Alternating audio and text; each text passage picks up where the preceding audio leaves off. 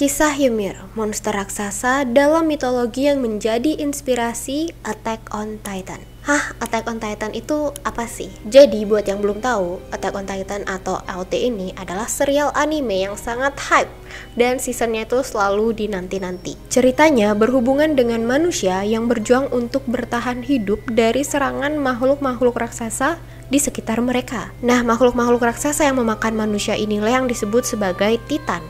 Titan sendiri sebenarnya ada dalam mitologi Yunani, dan mereka juga makhluk raksasa yang berkuasa atas semesta sebelum adanya para dewa Olympus kayak Zeus, Hera, atau Poseidon. Kalau misalnya kalian nonton Attack on Titan nih, kalian pasti nggak asing sama tokoh Ymir. Ymir itu adalah tokoh sosok perempuan yang menjadi leluhur dan pusat dari seluruh titan-titan yang ada di dunia AOT tersebut. Nah, berarti pembuatan tokoh Ymir ini terinspirasi dari mitologi dong. Ya, bisa dibilang kayak gitu karena Attack on Titan ini memang mengambil konsep-konsep kayak bagian Eropa Utara gitu, termasuk mitologi dan juga penamaan karakter-karakter di AOT itu sendiri. Jadi untuk Ymir yang asli yang ada dalam cerita dan kepercayaan masyarakat Nordik adalah sosok raksasa es. Ymir juga disebut-sebut sebagai makhluk pertama yang diciptakan dalam mitologi Nordik loh. Nah, Ymir kan makhluk pertama. Terus gimana caranya dia tuh terlahir di dunia? Seperti cerita-cerita mitologi pada umumnya nih, kelahiran sosok-sosok yang fenomenal itu biasanya kan terjadi dengan cara yang enggak normal. Apalagi nih kaitannya dengan sosok raksasa. Termasuk juga Ymir atau raksasa es ini. Dia tercipta ketika dunia sedang kacau. Ketika dunia lagi dalam keadaan chaos. Diceritakan chaos itu terjadi karena ada pertempuran antara api dan es. Oh ya, dan dalam mitologi Nordik itu kan semesta dibagi menjadi 9 dunia ya. Nanti bakalan aku ceritain di lain video. Nah, dalam salah satu dunia tersebut ada pertempuran antara api sama es.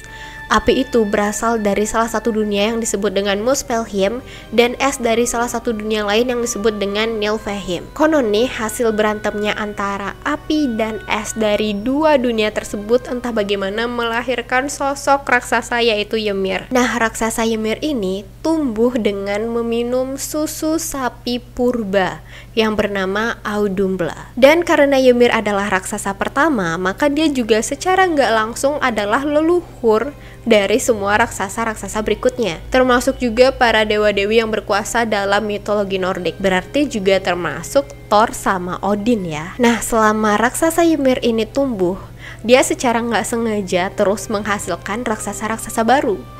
Lah, secara nggak sengaja gimana? Jadi saat Ymir tertidur, dia kan berkeringat. Ya, cukup aneh untuk seorang raksasa es berkeringat. By the way, keringat yang muncul dari kaki nih dan juga ketiaknya itu berubah menjadi raksasa-raksasa baru. Ya, keluar dari keringat ketiaknya, raksasa-raksasa baru. Terus bagaimana dengan kelahiran para dewa-dewi? Katanya lahir dari keturunan Ymir juga. Jadi ceritanya bermula dari si sapi purba tadi, yaitu Audumbla. Nah, selama dia ngasih Ymir susu, kan dia juga harus makan dong ya. Terus dia dapat makanan dari mana?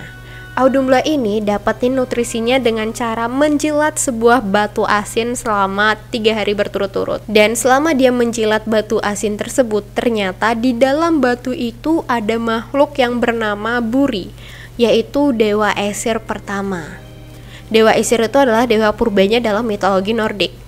Nah, Buri ini kan terbebas dari batu asin itu. Dia kemudian menghasilkan seorang putra yang bernama Bor. Nah, dari si Bor ini dia tuh nikah sama Besla. Besla itu adalah salah satu keturunannya Ymir yang lahir dari bagian tubuhnya. Mungkin dari bagian ketiaknya.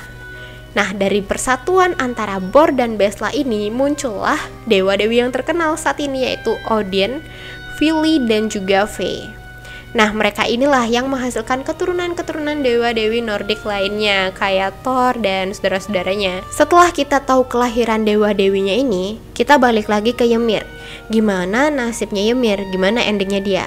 Jadi endingnya lumayan menyedihkan karena Ymir itu dibunuh sama keturunannya sendiri yaitu Odin dan saudara-saudaranya. Ya, Ymir ini gak tahu kenapa dia ditebas sama Odin. Dan dalam salah satu puisi Poetic Edda, Song of the Hooded One, tertulis mengenai kematiannya Ymir. Dan dari kematiannya Ymir ini seluruh tubuhnya bisa dibilang berguna karena isi puisinya itu diantaranya adalah dari tubuh Ymir itu diciptakan bumi, Dari keringat dan darahnya Ymir menciptakan lautan dan samudra. Tulangnya Ymir menjadi gunung, rambutnya menjadi pohon, dan tengkoraknya menjadi langit. Kemudian dari alisnya Ymir muncul Midgard, yaitu dunia tempat manusia tinggal. Bukan sampai itu aja, terakhir dari otaknya Ymir yang juga kepakai, ternyata mereka memahat awan. Ya, seenggaknya kehidupan raksasa Ymir tetap berguna hingga akhir hayatnya. Begitu juga kehidupannya itu sedikit banyak mirip sama kehidupannya Ymir dalam Attack on Titan. Seperti yang kita tahu, Ymir dalam Attack on Titan itu dari keturunannya lahir titan-titan yang sangat kuat. Dan ada scene juga di mana anak-anaknya Ymir itu, yang 3 perempuan itu, dia memakan daging ibunya sendiri, yaitu dagingnya Ymir. Itu mirip sama kisah raksasa Ymir yang tadi aku ceritain dalam mitologi, di mana setiap bagian tubuhnya itu digunakan untuk membuat kehidupan. Gimana menurut kalian? Ternyata mitologi itu seru banget ya kalau ditelaah. Next mau bahas cerita apa lagi nih? See you in the next video, bye-bye!